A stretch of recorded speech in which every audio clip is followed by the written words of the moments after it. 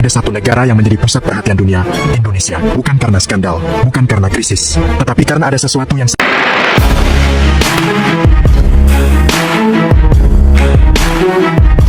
Halo, jet tempur paling misterius dan paling cuek RX-320. Banyak rumor menyebut jet ini jadi pesawat tempur tercepat di dunia, bahkan mengungguli kecepatan jet-jet generasi kelima yang sudah ada saat Indonesia mulai melawan dan tak mau lagi diremehkan oleh bangsa-bangsa yang selalu menjajah dan meremehkan Indonesia. Karena itu, Presiden Prabowo berdiri kokoh dan komando seluruh pasukan dan seluruh batalion yang berada di seluruh negara kesatuan Republik Indonesia untuk siapkan pertempuran. Jika saja mereka masih meremehkan kita, maka kita sikat dan kita lawan.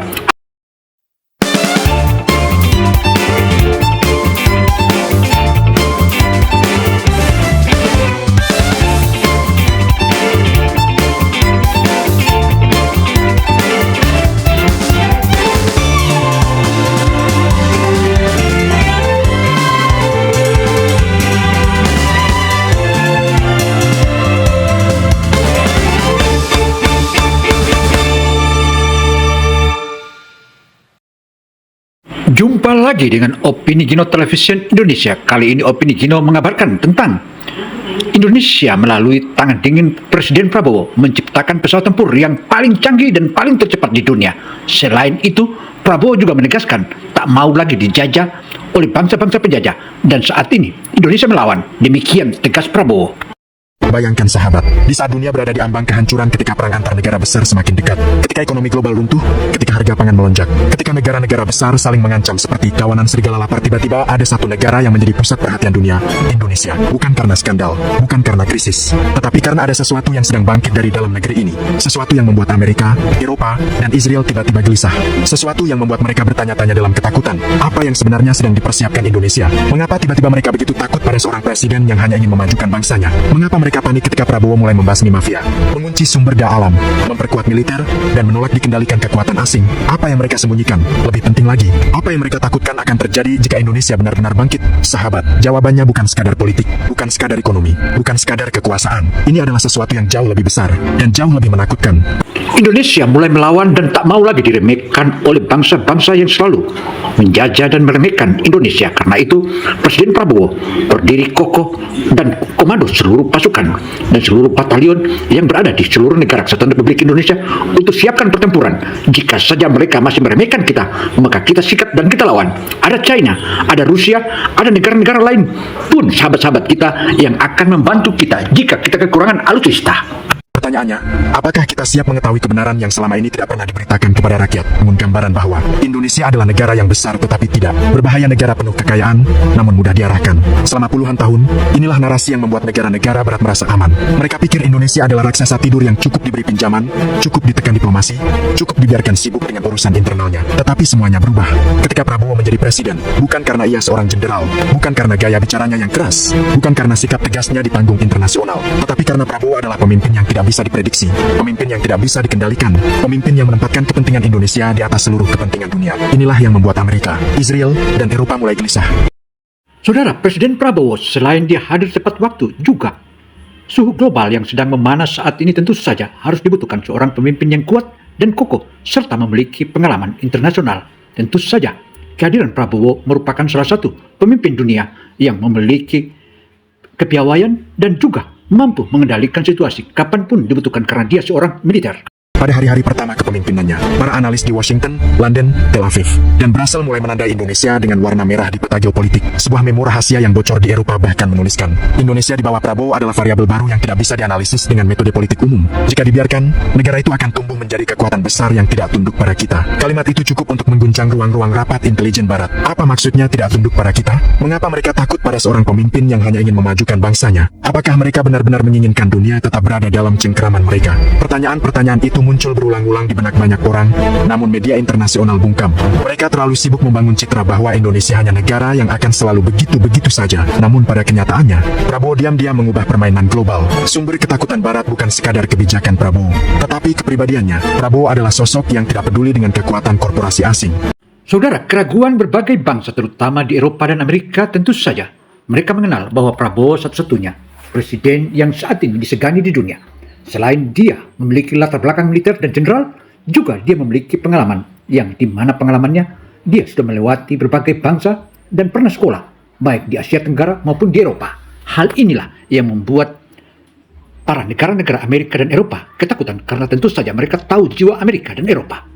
Tidak takut dengan tekanan IMF ataupun World Bank, tidak gentar menghadapi ancaman pemerintah luar negeri, tidak tunduk pada pers internasional. Ia bahkan dikenal sebagai pemimpin yang tidak bisa dilobi dengan cara-cara diplomatik yang biasa digunakan negara besar untuk mengendalikan negara kecil dan yang paling berbahaya bagi kepentingan mereka adalah Prabowo sangat mencintai bangsa dan rakyatnya. Cinta inilah yang membuat dirinya tidak bisa disuap, tidak bisa dibelokkan, tidak bisa dilemahkan. Cinta inilah yang membuatnya berani mengambil keputusan-keputusan besar yang mengguncang kepentingan asing. Cinta inilah yang membuatnya bertindak bukan demi kepentingan politik, tetapi demi keselamatan Indonesia. Ketakutan Barat semakin membesar ketika mereka menyadari sesuatu. Prabowo tidak bermain defensif. Ia melakukan gerakan ofensif dalam membangun Indonesia. Barat terkejut ketika melihat reformasi aparat, pembersihan mafia, larangan ekspor bahan mentah, hilirisasi industri, modernisasi militer, diplomasi, ke negara timur, ketahanan pangan, kedaulatan, ekonomi, pembangunan pedesaan dan infrastruktur, kebijakan, substitusi impor. Ini bukan kebijakan biasa. Ini bukan visi jangka pendek. Ini bukan gaya politik populis. Ini adalah strategi besar negara, strategi untuk mengangkat Indonesia menjadi kekuatan global. Saudara, pakar-pakar negara atau pakar-pakar pemikir dan politik di Eropa dan Amerika, mereka tahu siapa pemimpin negara yang saat ini bisa melakukan kegiatan dan berbagai macam operasi, juga siapa kepala negara yang bisa dikendalikan dan tidak bisa dikendalikan. Karena itu, saudara, mereka melihat Prabowo, mereka bergidik, bahkan mereka segan dengan Prabowo, apalagi mengambil hasil-hasil rampasan hasil bumi Indonesia. Tentu itu merupakan salah satu ungkapan yang blunder. Dan di titik inilah pertanyaannya muncul. Mengapa negara besar panik ketika Indonesia ingin menjadi kuat? Mengapa pemimpin yang ingin memajukan rakyatnya dianggap ancaman? Apa yang sebenarnya ditakuti mereka? Apakah mereka takut Indonesia menjadi negara yang tidak bisa lagi dieksploitasi? Atau apakah mereka takut pada kekayaan alam Indonesia yang, jika diolah sendiri, akan menjadikan negara ini salah satu raksasa dunia? Inilah awal dari kengerian geopolitik yang tidak pernah dibahas di televisi. Bab ini ditutup dengan kecurigaan yang semakin kuat. Ketakutan Barat bukan tentang siapa Prabowo, tetapi tentang apa yang akan menjadi Indonesia di bawah dirinya. Saudara, mulai awalnya Presiden Prabowo mengambil alih pemerintahan Indonesia, dia mengawalinya dengan melakukan pembersihan para koruptor. Bahkan saat ini sudah tercatat ratusan triliun yang berhasil dirampas dari kalangan koruptor dan pecundang-pecundang negara ini. Demikian pula mafia tambang dan mafia-mafia lainnya juga akan digulung, dan itu menjadi skala prioritasnya untuk menjalankan tugas-tugasnya guna suksesnya Indonesia di tahun 2045 mendatang. Ada banyak pemimpin di dunia, ada yang pandai berbicara, ada yang pandai berjanji, ada yang pandai membangun citra, namun hanya sedikit yang benar-benar mencintai bangsanya dengan sepenuh hati. Prabowo adalah salah satunya, dan cinta itu justru menjadi alasan mengapa para penguasa global merasa tidak nyaman. Narasi ini tidak berlebihan. Sejak awal, Prabowo menunjukkan sikap yang membuat banyak pihak tercengang. Ia tidak ingin bangsa ini terus bergantung pada bahan impor. Ia bertekad menjadikan Indonesia negara swasembada pangan. Ia menginginkan rakyatnya sejahtera tanpa harus mengemis pada negara asing. Ia melarang ekspor bahan mentah demi melindungi sumber daya. Ia menginginkan industri dalam negeri bangkit. Ia memperkuat TNI agar Indonesia tidak bisa ditindas. Ia memerintahkan pemberantasan mafia hingga ke akar-akarnya. Ia berani memutus rantai kekuasaan gelap yang telah bercokol puluhan tahun. Semua itu bukan gaya, semua itu bukan pencitraan, semua itu adalah bentuk cinta seorang pemimpin kepada rakyatnya. Namun, cinta seperti ini, cinta yang membuat rakyatnya bangkit, adalah ancaman bagi negara-negara yang ingin terus mengendalikan Indonesia. Saudara, dengan berbagai macam diplomasi yang mereka telah lalui, bahkan saat ini mafia-mafia yang dibentuk oleh oknum-oknum yang tidak bertanggung jawab atau orang-orang yang memiliki kekuasaan di dunia ini, kini di era Prabowo digulung habis tanpa ada sisa, dan yang melawan dihabisi, dan yang tertangkap dipenjarakan, dan kemudian harta-hartanya dirampas oleh negara. Itulah ketegasan Prabowo yang tak mau kenal menyerah. Itulah seorang Jenderal Prabowo. Pertanyaan besar pun muncul, mengapa Amerika, Israel, dan Eropa begitu takut pada pemimpin yang mencintai bangsanya? Bukankah cinta kepada rakyat adalah hal wajar? Mengapa justru itu menjadi alasan mereka ingin menyingkirkannya? Jawabannya sederhana namun mengerikan.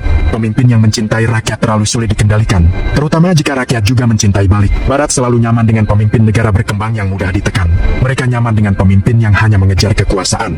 Mereka nyaman dengan pemimpin yang mudah dipengaruhi oleh kepentingan asing. Tetapi, Prabowo bukan pemimpin seperti itu. Anda Andai rakyat tahu betapa banyak tekanan yang datang dari luar negeri sejak hari pertama ia menjabat. Andai rakyat tahu betapa banyak ancaman diplomatik yang dilakukan negara besar.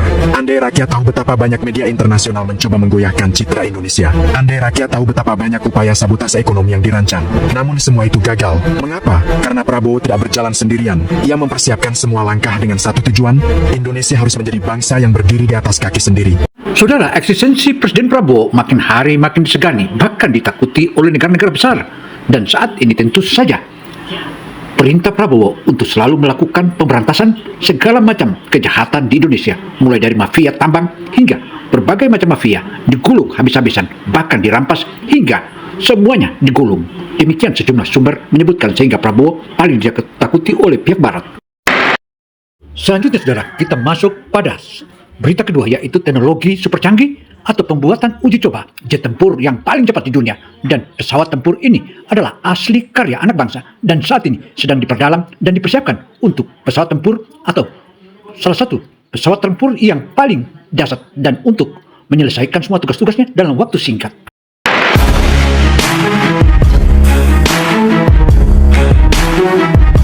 Saudara, pesawat tempur yang ada di hadapan Anda ini adalah merupakan pesawat tempur, merupakan hasil karya anak bangsa. Dan saat ini sedang dilakukan uji coba dan diperkirakan bahwa pesawat ini kecepatannya akan melampaui seluruh pesawat tempur atau jet tempur yang ada di muka bumi ini. Itulah milik buatan Indonesia. Dalam video kali ini, kita akan membahas salah satu jet tempur paling misterius dan paling cepat yang diklaim sedang dikembangkan, yaitu RX-320. Banyak rumor menyebut jet ini bisa menjadi pesawat tempur tercepat di dunia, bahkan mengungguli kecepatan jet-jet generasi kelima yang sudah ada saat ini. Teknologi rahasia, kemampuan manuver ekstrim, dan harga tahun 2025 yang disebut-sebut bikin kaget membuat RX-320 semakin menarik untuk diperbincangkan. Mari kita bahas secara lengkap. RX-320 disebut sebagai proyek jet tempur eksperimental yang dirancang untuk mencapai kecepatan hipersonik. Beberapa sumber menyebut pesawat ini mampu menembus kecepatan lebih dari Mach 4, bahkan mendekati Mach 5 dalam pengujian tertentu. Jika klaim ini benar, RX-320 akan melampaui batas kecepatan yang pernah dicapai jet tempur operasional manapun di dunia. Kecepatan setinggi itu bukan hanya membuatnya sulit dikejar, tetapi juga hampir mustahil disergap oleh sistem pertahanan udara konvensional. Saudara, jet tempur RX-320 ini yang dikembangkan oleh Indonesia saat ini bukan lagi rahasia umum, tetapi sejumlah pihak hal ini tidak pernah diungkapkan di publik, bahkan apalagi media. Dan ini adalah merupakan bocoran yang saat ini tengah dikembangkan oleh para insinyur-insinyur dan militer Indonesia, dan makin kokoh Indonesia. Karena itu, jika Indonesia melawan kepada negara manapun, itu tentu saja memiliki alasan dan memiliki kekuatan yang tidak diketahui oleh negara lain. Teknologi utama yang diduga menjadi kunci kecepatan RX-320 adalah desain aerodinamis bertekanan rendah serta mesin kombinasi turbo ramjet generasi terbaru. Mesin ini bekerja seperti mesin jet biasa pada kecepatan rendah dan berubah menjadi ramjet ketika memasuki kecepatan sangat tinggi. Transformasi otomatis inilah yang membuat RX-320 mampu mempertahankan dorongan besar tanpa mengalami kehilangan stabilitas. Selain kecepatan, faktor siluman juga menjadi ciri khas RX-320. Indonesia mulai melawan dan tak mau lagi diremehkan oleh bangsa-bangsa yang selalu menjajah dan meremehkan Indonesia. Karena itu, Presiden Prabowo berdiri kokoh dan komando seluruh pasukan dan seluruh batalion yang berada di seluruh negara kesatuan Republik Indonesia untuk siapkan pertempuran. Jika saja mereka masih meremehkan kita, maka kita sikat dan kita lawan. Ada China, ada Rusia, ada negara-negara lain pun sahabat-sahabat kita yang akan membantu kita jika kita kekurangan alutsista. Desain bodinya dibuat dengan permukaan ultra halus, sudut minim pantulan radar, dan material penyerap gelombang elektromagnetik yang lebih maju dari teknologi stealth generasi kelima. Kombinasi ini menjadikan RX-320 bukan hanya cepat, tetapi juga sangat sulit dideteksi oleh radar musuh. Kabarnya, RX-320 juga dilengkapi dengan teknologi AI onboard yang berfungsi sebagai kopilot digital. AI ini dapat membantu dalam pengendalian ekstrim saat jet terbang pada kecepatan tinggi, termasuk menjaga stabilitas, melakukan perhitungan aksi manuver, dan memberikan rekomendasi taktis secara real time. Saudara, kehadiran jet tempur yang saat ini memiliki mesin jet RX-320 ini merupakan salah satu mesin atau engine yang paling dahsyat hasil karya insinyur Indonesia, dan ini merupakan salah satu penelitian melalui laboratorium yang sangat ketat serta sangat betul dipelototin oleh ahli-ahli dan pakar penerbangan Indonesia. Karena itu saudara, ikuti dan tonton media ini hingga akhir agar tak gagal paham, karena informasi yang kami sajikan ini merupakan informasi yang sangat real time, bahkan jarang ada di media lain. Teknologi ini sangat penting, karena pada kecepatan hipersonik, beban kerja pilot meningkat berkali-kali lipat dan peluang kesalahan sangat besar. Untuk sistem persenjataan, RX-320 disebut mengusung rudal udara ke udara jarak jauh hipersonik yang mampu melesat lebih cepat dari Mach 6. Indonesia mengembangkan jet tempur ini secara diam-diam, meski orang semua tidak tahu ataupun negara-negara lain tidak tahu. Dan saat ini Indonesia sudah mempersiapkan diri, dan uji coba yang terus dilakukan ini tanpa memperdulikan sebagaimana yang lain-lain. Tetapi Indonesia tidak pernah sombong, apalagi memamerkan ke publik. Inilah merupakan teknologi canggih yang terdepan yang sedang dikembangkan secara rahasia. Selain itu, terdapat juga rudal pendek generasi baru yang bisa mengunci target dengan presisi tinggi meskipun berada dalam manuver ekstrim. Beberapa laporan menyebut RX-320 juga dirancang untuk membawa laser udara sebagai bagian dari prototipe senjata energi terarah, meskipun belum dikonfirmasi. Sekarang, bagaimana dengan harga tahun 2025 yang membuat banyak orang kaget? Estimasi biaya produksi RX-320 berada di kisaran yang sangat tinggi, diperkirakan mencapai lebih dari 350 juta dolar per unit. Angka ini jauh melampaui harga jet tempur generasi kelima seperti F-35 atau Su-57. Namun jika melihat teknologi dan kemampuan yang dimilikinya, harga tersebut dianggap sebanding oleh para analis militer. Meskipun banyak detail tentang RX-320 masih misterius, potensi jet ini untuk mengubah dunia penerbangan militer sangat besar. Jika benar mampu mencapai kecepatan hipersonik operasional, RX-320 akan membuka babak baru dalam perang udara modern. Jet tempur tidak lagi hanya mengandalkan stealth dan manuver, tetapi juga kecepatan ekstrim yang nyaris mustahil dikejar. Dengan berbagai rumor dan perkembangan teknologi yang ada, RX-320 tetap menjadi topik hangat yang memicu rasa penasaran banyak orang. Apakah jet ini benar-benar akan menjadi pesawat tempur tercepat di dunia? Apakah teknologinya benar-benar nyata atau hanya spekulasi? Waktu yang akan menjawab.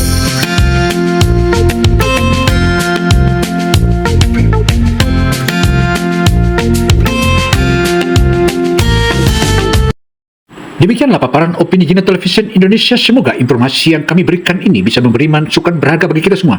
Dan mulai dari Indonesia melawan atau Prabowo melawan, hingga lahirnya pesawat jet tempur RX-320. Dan ini merupakan salah satu efek gentar untuk menjaga langit Indonesia. Bravo Indonesia, maju terus bangsaku. Saya Gino Samsudin Mirsab melaporkan. Wassalamualaikum warahmatullahi wabarakatuh. Semoga dan semoga